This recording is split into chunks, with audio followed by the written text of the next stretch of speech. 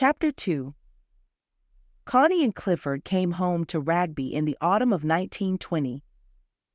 Miss Chatterley, still disgusted at her brother's defection, had departed and was living in a little flat in London. Ragby was a long, low old house in brown stone, begun about the middle of the 18th century and added on to, till it was a warren of a place without much distinction. It stood on an eminence in a rather fine old park of oak trees, but alas, one could see in the near distance the chimney of Tevershall pit, with its clouds of steam and smoke, and on the damp, hazy distance of the hill, the raw straggle of Tevershall village, a village which began almost at the park gates and trailed in utter hopeless ugliness for a long and gruesome mile. Houses, rows of wretched, small, begrimed brick houses, with black slate roofs for lids, sharp angles, and wilful, blank dreariness. Connie was accustomed to Kensington, or the Scotch hills, or the Sussex downs. That was her England. With the stoicism of the young, she took in the utter, soulless ugliness of the coal and iron Midlands at a glance, and left it at what it was, unbelievable and not to be thought about. From the rather dismal rooms at Ragby, she heard the rattle-rattle of the screens at the pit, the puff of the winding engine, the clink-clink of shunting trucks, and the hoarse little whistle of the colliery locomotives. Tevershall pit bank was burning, had been burning for years, and it would cost thousands to put it out, so it had to burn. And when the wind was that way, which was often, the house was full of the stench of this sulphurous combustion of the earth's excrement.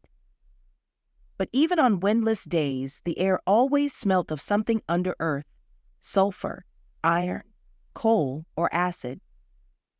And even on the Christmas roses, the smut settled persistently, incredible, like black manna from skies of doom. Well, there it was, faded like the rest of things. It was rather awful, but why kick? You couldn't kick it away. It just went on. Life, like all the rest.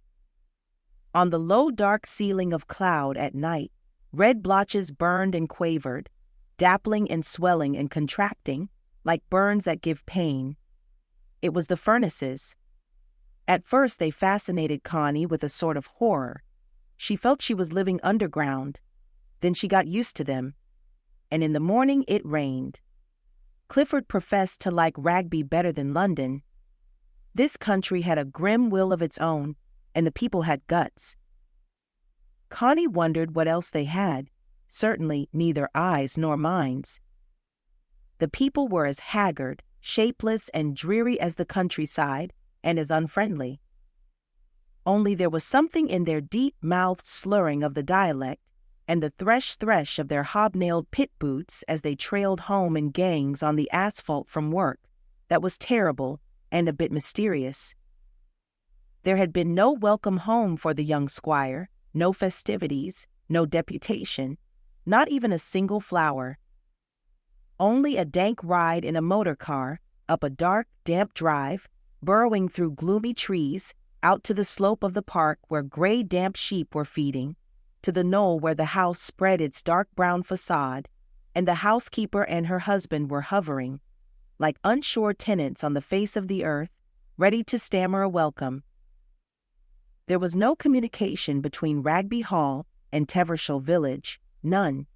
No caps were touched, no curtsies bobbed. The colliers merely stared. The tradesmen lifted their caps to Connie as to an acquaintance, and nodded awkwardly to Clifford. That was all.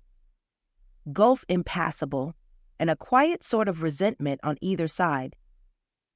At first, Connie suffered from the steady drizzle of resentment that came from the village. Then she hardened herself to it, and it became a sort of tonic, something to live up to. It was not that she and Clifford were unpopular. They merely belonged to another species altogether from the colliers. Gulf impassable, breach indescribable, such as is perhaps non-existent south of the Trent. But in the Midlands and the industrial North Gulf impassable, across which no communication could take place. You stick to your side, I'll stick to mine. A strange denial of the common pulse of humanity. Yet the village sympathized with Clifford and Connie in the abstract. In the flesh it was, "You leave me alone," on either side. The rector was a nice man of about 60, full of his duty, and reduced, personally, almost to a nonentity by the silent, "You leave me alone," of the village. The miners' wives were nearly all Methodists. The miners were nothing. But even so much official uniform as the clergyman wore was enough to obscure entirely the fact that he was a man like any other man. No, he was Mr. Ashby, a sort of automatic preaching and praying concern. This stubborn, instinctive, "We think ourselves as good as you, if you are Lady Chatterley," puzzled and baffled Connie at first extremely. The curious, suspicious, false amiability with which the miners' wives met her overtures, the curiously offensive tinge of, "Oh dear me, I am somebody now, with Lady Chatterley talking to me. But she needn't think I'm not as good as her for all that," which she always heard twanging in the women's half-fawning voices, was impossible. There was no getting past it. It was hopelessly and offensively nonconformist. Clifford left them alone, and she learnt to do the same. She just went by without looking at them, and they stared as if she were a walking wax figure. When he had to deal with them, Clifford was rather haughty and contemptuous. One could no longer afford to be friendly. In fact, he was altogether rather supercilious and contemptuous of anyone not in his own class. He stood his ground without any attempt at conciliation. And he was neither liked nor disliked by the people.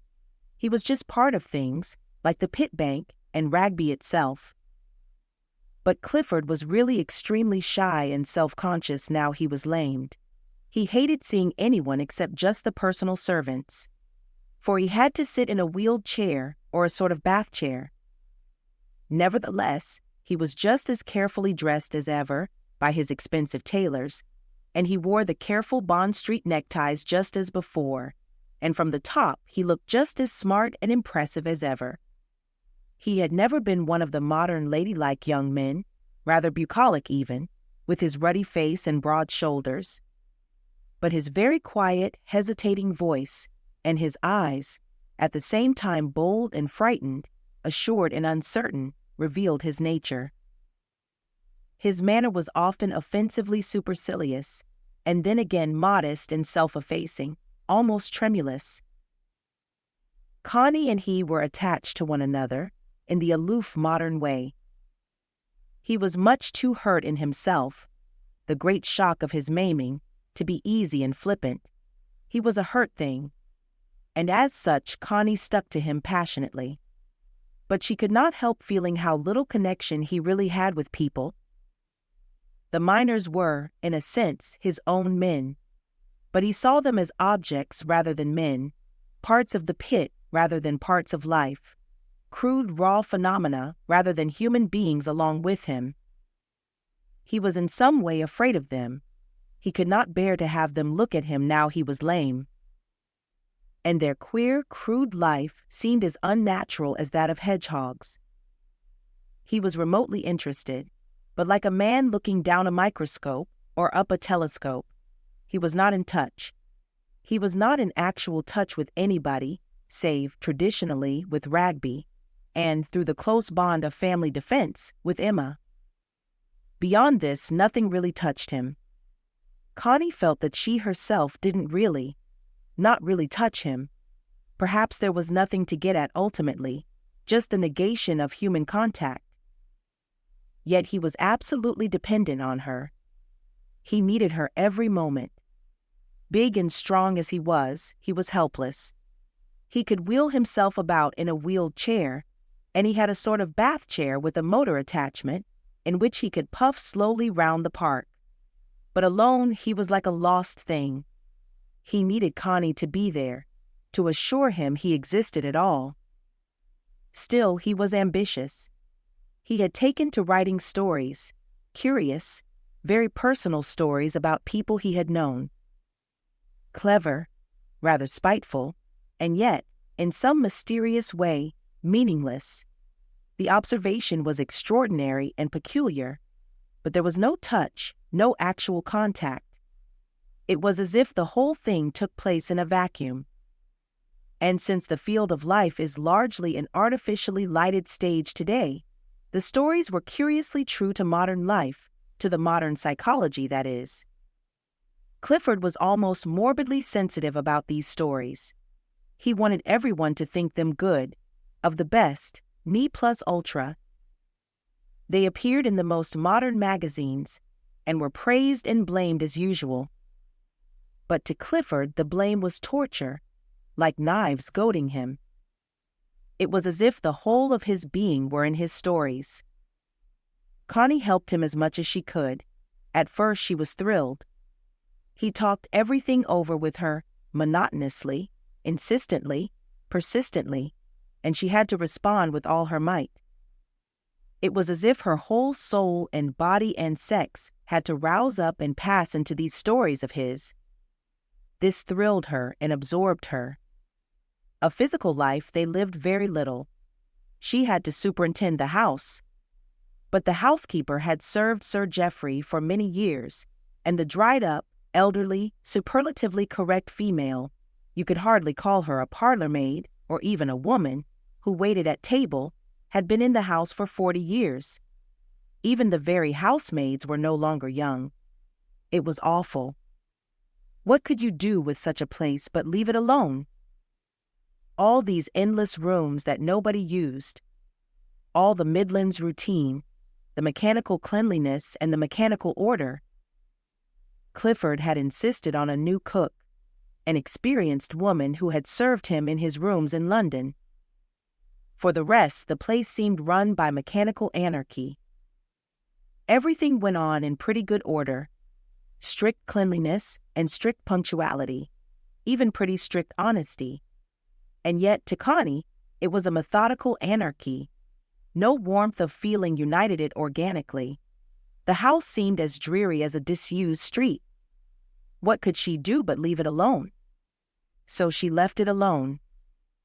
Miss Chatterley came sometimes, with her aristocratic thin face, and triumphed, finding nothing altered. She would never forgive Connie for ousting her from her union in consciousness with her brother. It was she, Emma, who should be bringing forth the stories, these books, with him, the Chatterley stories, something new in the world, that they, the Chatterleys, had put there. There was no other standard. There was no organic connection with the thought and expression that had gone before. Only something new in the world, the Chatterley books, entirely personal. Connie's father, when he paid a flying visit to Ragby, said in private to his daughter, "As for Clifford's writing, it's smart, but there's nothing in it. It won't last." Connie looked at the burly Scottish knight, who had done himself well all his life, and her eyes, her big, still wondering blue eyes, became vague. Nothing in it? What did he mean by nothing in it? If the critics praised it, and Clifford's name was almost famous, and it even brought in money, what did her father mean by saying there was nothing in Clifford's writing? What else could there be? For Connie had adopted the standard of the young. What there was in the moment was everything. And moments followed one another without necessarily belonging to one another. It was in her second winter at Ragby, her father said to her, "I hope, Connie, you won't let circumstances force you into being a demi-vierge." "A demi-vierge," replied Connie vaguely. "Why? Why not?" "Unless you like it, of course," said her father hastily. To Clifford he said the same, when the two men were alone. "I'm afraid it doesn't quite suit Connie to be a demi-vierge." "A half-virgin," replied Clifford, translating the phrase to be sure of it. He thought for a moment, then flushed very red. He was angry and offended. "In what way doesn't it suit her?" he asked stiffly. "She's getting thin, angular. It's not her style. She's not the pilchard sort of little slip of a girl. She's a bonny Scotch trout." Without the spots, of course, said Clifford. He wanted to say something later to Connie about the demi-vierge business, the half-virgin state of her affairs, but he could not bring himself to do it. He was at once too intimate with her, and not intimate enough. He was so very much at one with her, in his mind and hers, but bodily they were non-existent to one another, and neither could bear to drag in the corpus delicti. They were so intimate and utterly out of touch. Connie guessed, however, that her father had said something, and that something was in Clifford's mind. She knew that he didn't mind whether she were demi-vierge or demi-monde, so long as he didn't absolutely know and wasn't made to see. What the eye doesn't see and the mind doesn't know doesn't exist.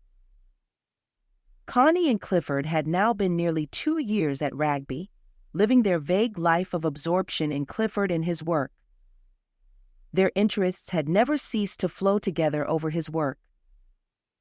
They talked and wrestled in the throes of composition, and felt as if something were happening really in the void. And thus far it was a life, in the void. For the rest, it was non-existence.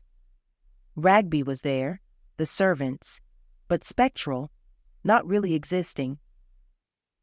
Connie went for walks in the park, and in the woods that joined the park, and enjoyed the solitude and the mystery, kicked the brown leaves of autumn, and picked the primroses of spring. But it was all a dream, or rather it was like the simulacrum of reality. The oak leaves were to her like oak leaves seen ruffling in a mirror. She herself was a figure somebody had read about, picking primroses that were only shadows or memories or words. No substance to her or anything, no touch, no contact. Only this life with Clifford, this endless spinning of webs of yarn, of the minutiae of consciousness, these stories Sir Malcolm said there was nothing in, and they wouldn't last. Why should there be anything in them? Why should they last? Sufficient unto the day is the evil thereof. Sufficient unto the moment is the appearance of reality. Clifford had quite a number of friends, acquaintances really, and he invited them to Ragby. He invited all sorts of people, critics and writers, people who would help to praise his books. And they were flattered at being asked to Ragby, and they praised. Connie understood it all perfectly. But why not? This was one of the fleeting patterns in the mirror. What was wrong with it? She was hostess to these people, mostly men. She was hostess also to Clifford's occasional aristocratic relations. Being a soft, ruddy, country-looking girl, inclined to freckles, with big blue eyes and curling brown hair and a soft voice and rather strong female loins, she was considered a little old-fashioned and womanly. She was not a little pilchard sort of fish, like a boy, with a boy's flat breast and little buttocks. She was too feminine to be quite smart. So the men, especially those no longer young, were very nice to her indeed. But, knowing what torture poor Clifford would feel at the slightest sign of flirting on her part, she gave them no encouragement at all. She was quiet and vague. She had no contact with them and intended to have none. Clifford was extraordinarily proud of himself. His relatives treated her quite kindly. She knew that the kindliness indicated a lack of fear, and that these people had no respect for you unless you could frighten them a little. But again, she had no contact. She let them be kindly and disdainful. She let them feel they had no need to draw their steel in readiness. She had no real connection with them. Time went on. Whatever happened, nothing happened, because she was so beautifully out of contact. She and Clifford lived in their ideas and his books. She entertained. There were always people in the house. Time went on as the clock does, 8:30 instead of 7:30. Dive into Lady Chatterley's Lover with EchoTales Audiobooks and unlock a deeper connection to D.H. Lawrence's timeless tale of passion and freedom. Enhance your experience and retention by pairing our narration with your choice of a physical or Kindle book. Ready for a transformative literary journey? Find your perfect format via the link in the description. Join us in rediscovering this classic. Read smarter, remember more. Get your copy now.